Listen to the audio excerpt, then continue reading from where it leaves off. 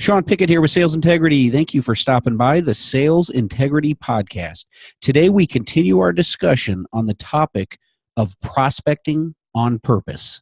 So without further ado, let's get today's episode rocking and rolling.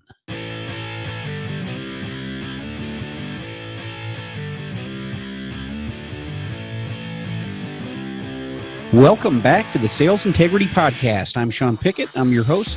And today we continue on with our Prospecting on Purpose series. Today's niche topic, referrals. We're going to focus on referral-based selling.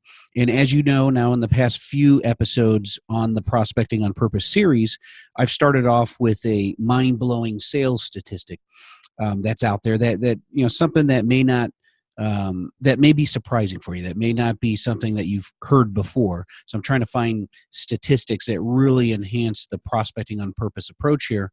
And this is a real good one that I got for you today. So here's the stat. The source here is from Dale Carnegie, and the stat is as follows. 91% of customers say they'd give referrals. Only 11% of salespeople ask for referrals. Let me repeat that. 91% of customers say they'd give referrals, and only 11% of salespeople actually ask for referrals. And again, the source is Dale Carnegie. So that is, to me, that really reinforced what my gut feel was just based on working with B2B tech salespeople as we coach them at various companies, not just in the States, but internationally.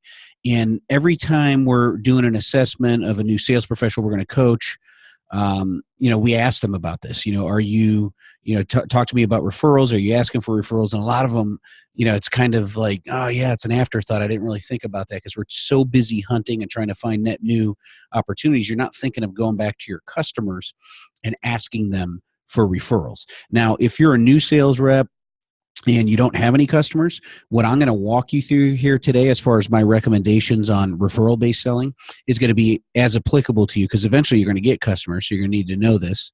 But this, just think in terms of what I'm about to outline as, swap out customers with networking contacts.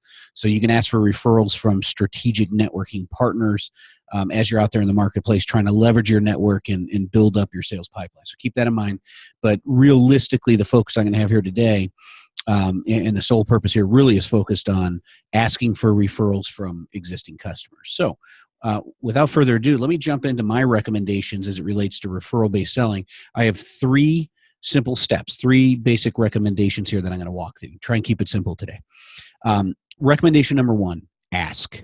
Simply ask. Approach your customer, preferably in person. That's the best way to do it.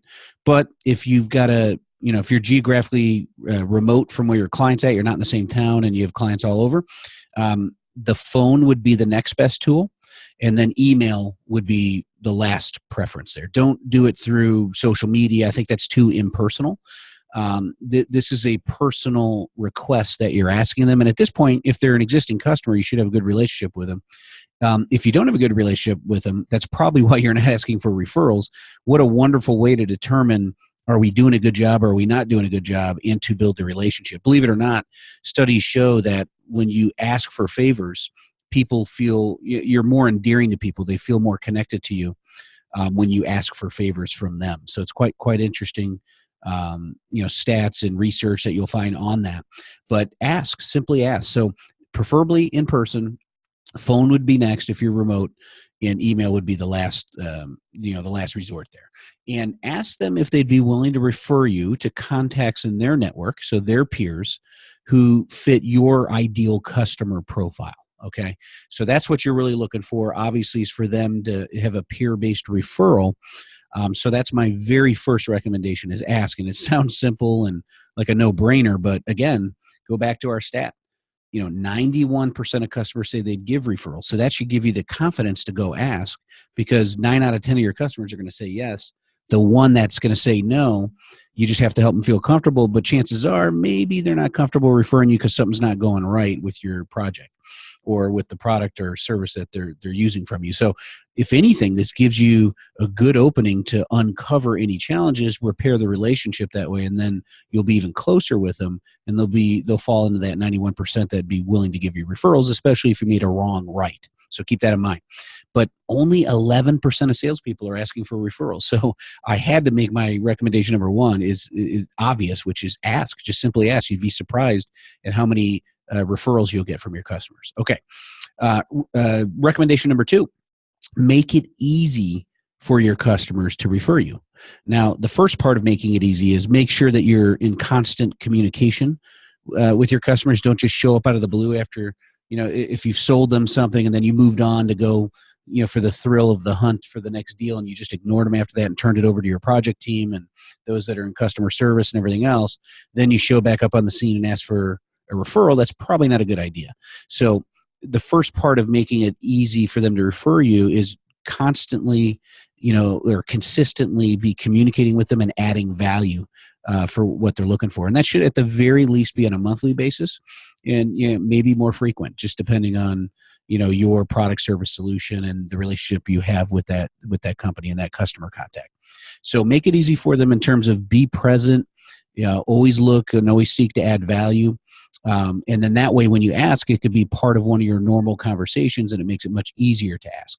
The other part about making it easy for them is don't make them do your research for you. So don't just simply ask, hey, do you know anyone you can refer me to? That's too vague, too general. They're probably not going to think of someone off the top of their head. Don't also ask, hey, which one of your peers, or do you know any other CIOs at these companies? Don't even try and give them a little bit more detail. What you really want to do is conduct that research for them. That's your job. You're a sales professional. So if anyone's, you've heard me say this in all the podcast, really urging you to sign up for my 7-day free video email course titled 7 Steps to Master the Game of Complex Technical Selling. One of those steps is what I'm about to walk you through, and it provides you more detail there in a 15-minute screencast tutorial on how to do this. But I'm going to quickly go through it so I queue up the idea for you. If you have not signed up for that course, go ahead and do that. You can do it at mastercomplexselling.com. Again, it's mastercomplexselling.com. But let me dive into what it's called. It's called Conducting a Network Sift, okay? And what I mean by that is you should be connected on LinkedIn with your customer your customer contact. And when you're connected, you can go in there only on Sales Navigator now. So this is a new update, and I'm going to update the course video because it was done on the old look and feel of LinkedIn before they made this latest update. But you can only do this on Sales Navigator now, where you can go and look at their contacts, and you can search their contacts and sift through it and really narrow it down using all the search criteria within LinkedIn. You can no longer do that in the normal LinkedIn interface. It'll just pop up a window and you have to scroll through all their contacts and you can't search. It's just a nightmare to try and do it that way. So you definitely want Sales Navigator because it allows you to make better sense and more efficient use of your time to quickly find the contacts that you want to be introduced to in this scenario. So you're going to conduct this network sift where you're going to search for your customer contact name. They're going to pop up. You're going to click on see all their contacts. So you'll see where it says 500 plus. Click on that and you'll see all. And then it'll basically conduct it'll put it against the search criteria and you can narrow it down. So it might be CIOs at, financial services companies with this many employees. You can really narrow it down and then figure out who are the ideal contacts there that fit my criteria. Only you know your criteria. Don't make your customer try and learn that. So you're going to sift it through their contacts. And once you do that search, and identify 5 of them who are second degree. So all the first degree ones, don't select those because that means you already know them. You're a first degree contact. So only select the second degree contacts, which means your customer contact is connected to them, but you're not. That way they can facilitate intros. Anyone who's a third degree contact or a group contact, they're not going to know as much as you're going to know them, right? Or they're not going to know them like you're not going to know them. So you want to select the second degree contacts because those are the people directly connected to them. And once you do that, identify 5. Why 5? Because you're going to bring these to them. You're going to bring this research to them and sit down, and this is why you want to do it in person. Sometimes people connect with others on LinkedIn that they don't know, right? And they may just say, oh, I connected with them. I don't really know who that is. Especially if they're a senior leader, they get a lot of people reaching out to them, and they may not have a really good policy for who they're accepting connections with and who they're not. They just might accept it on the fly and then realize later, oh, maybe I shouldn't have accepted all these connections, right? So their network may be watered down a bit. So what I found is that if you at least do 5, at least, 1, 2, and maybe up to 3 of them will be actual contacts they know. So that makes it easy to quickly have them say, yes, I know them. I'll be willing to facilitate an intro, or I don't really know them. But if you only do 3 or a couple, chances of all 2 or 3 not being someone they know is pretty good. So just keep that in mind. Put the odds in your favor. And then the other thing is, through walking them through those contacts, you're teaching them why they're an ideal fit and why you want to get connected to them. Then they're going to go, you know what? I don't know that guy or I don't know that gal, but that made me think of 2 other people that I can introduce you to now that I know what you're looking for. So the process, there's value to it, right? So this is what I call conducting a network sift. I go into a lot more detail in a show and tell on that 7 steps to master the game of complex technical selling course. So again, go to mastercomplexselling.com and sign up for free there. It's a free course, 7-day video course. You'll get 1 email a day. Okay. And then the last thing you want to do on this is already write out the intro text that you're going to have them send via email. So you're going to ask them, can you send an email to these 3 contacts? And I'm going to send you a quick email now. I already wrote an intro paragraph about me. I didn't make it too long. Again, make it 2, 3, maybe 4 sentences with your contact info in it. And then that way, your customer contact can just copy, paste, and then send it. And so that's a much better way for them to send a referral. They don't have to do much work other than, send me that email. I'll queue up these 3 emails right now. I'll copy, paste your intro text, and I'll fire it off to them. And so now when you walk away, your customer doesn't owe you a next step because they're going to go off and get busy in their world. And now you're going to be chasing them down and hunting them, to get them to do a favor for you and facilitating a referral. Make it easy for them. Knock it out while you're there together. That's why you want to do this in person as well. So tip number 1, simply ask. Tip number 2, make it easy for them to refer you. And we'll wrap it up here with tip number 3, or recommendation number 3, schedule in time weekly. So schedule in your calendar weekly time for referral-based selling. So you want to schedule time to do this research. If you're going to conduct these networking sifts and kind of identify the customer contacts that you want to reach out to and ask for referrals, then do the research for the ones that say, let's get together and we'll meet. Let me walk you. Let's do that. And you'll schedule it a week or so out. Then you can conduct the research for the ones that agreed to meet with you. Schedule time to get it all organized. So you're going to probably want to print off those quick profiles on LinkedIn and show that to them and say, okay, here's the people I want to get introduced to, and here's why. Schedule time to meet with clients for this purpose. Schedule time to follow up on the email intros that you received as part of the process.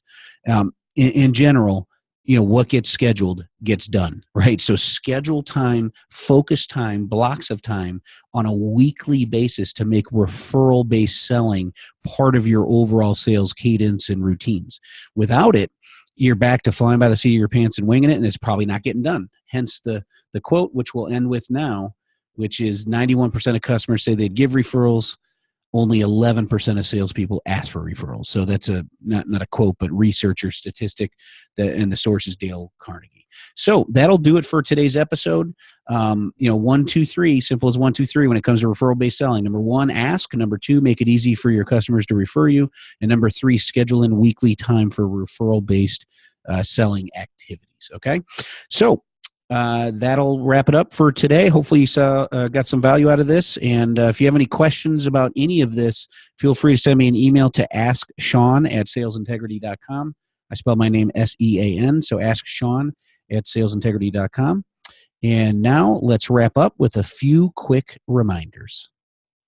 All right. Reminder number 1, if you haven't signed up for our free 7-day video email course titled 7 Steps to Master the Game of Complex Technical Selling, then you should do so right away. Go ahead and visit mastercomplexselling.com. Again, it's mastercomplexselling.com. Reminder number 2, if you want to ask a question and have me feature that on the podcast to answer your question, then just send an email to asksean@salesintegrity.com.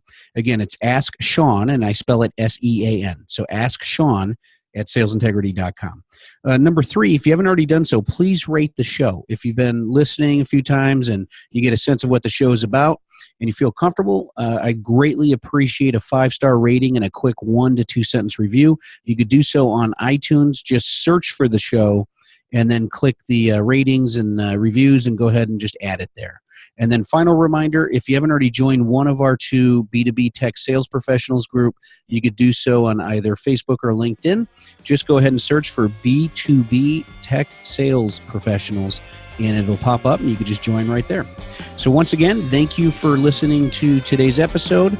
Go out there today and help your customers buy what they want, what they need, and what benefits them. And most importantly, go out there and make it a great day.